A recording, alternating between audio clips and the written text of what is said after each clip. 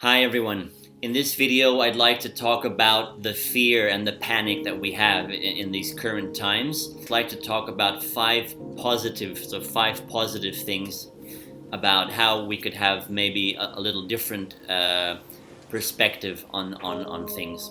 So the first one is fear. For me, okay, fear is the biggest virus. Okay, it's the biggest disease. And if we imagine that our grandparents after the Second World War, they were in fear for 10 or 15 years. So that they had minimal food or no food.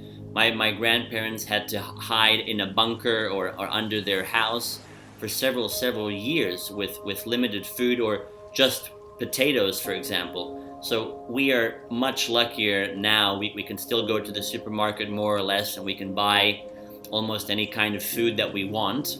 So we're much luckier than back in the day, 60, 70 years ago. The second one is something very interesting, is about what Darwin has said, and it's that the animals that it's not the animals that were the smartest or the strongest that survived, but it was the animals who adapted to change the quickest were the ones that that survived. So that's an interesting thing. I had two very stressful weeks where I had to send away a lot of my own staff. I have an Airbnb business in Hungary.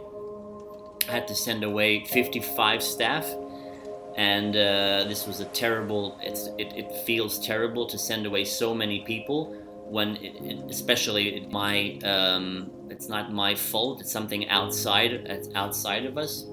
So, but I'm trying to adapt to change the quickest. So there are a lot of my friends, a lot of competitors who had closed down. A lot of the hotels in Hungary have gone bankrupt or closed down. I'm trying to adapt very quickly in order to survive. In business terms. The third one is the media. With the media, so what's interesting is that way more people die with drug overdose, for example, or different types of viruses that might not even have names, or they do have names but we really haven't heard them. So way more people, thousands and thousands of more people die with drug overdose, for example, on a daily basis than this. But that's not really in the media. So it's very interesting. Also, in the war zone countries of Africa, young boys are dying on a daily basis, but the media doesn't put so much focus on that. So that's also just an interesting perspective about the fear the media is creating. It's huge. It's massive.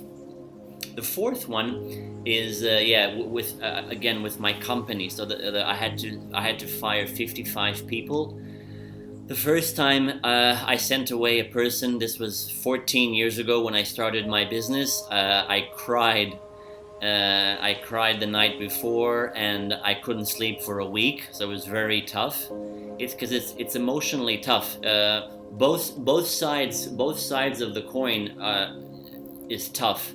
Sending away someone, and also the one being sent away. So it's tough for both sides, and I feel sorry for anyone now who has a more different or a more difficult few months ahead and who was sent away. So a lot of governments are trying to support, which is great, trying to financially support by some minimal income. Hungary as well, they're offering 6,000 forints a day for some of those people. And also with my staff, I gave them a 30-day notice, and then after 30 days, which I'm paying for, after 30 days, the government helps for 3 to 6 months, depending on how long they worked for. The fifth one is again the media. So I've seen some photos of Italy, and with empty streets and no one on the streets. Well, I have a few friends in Italy in some of those cities, and it's not exactly true that the whole cities are being locked down. So because nurses, doctors, people working in the post office, I mean, they have to get to their workplace. So there is commuting. Some buses are going. Public transport is going. So it's kind of also like there. I saw a lot of photos where there was no one on the main market square. So this is also one. This is only just one aspect of what someone is showing. It's not the whole side of the coin.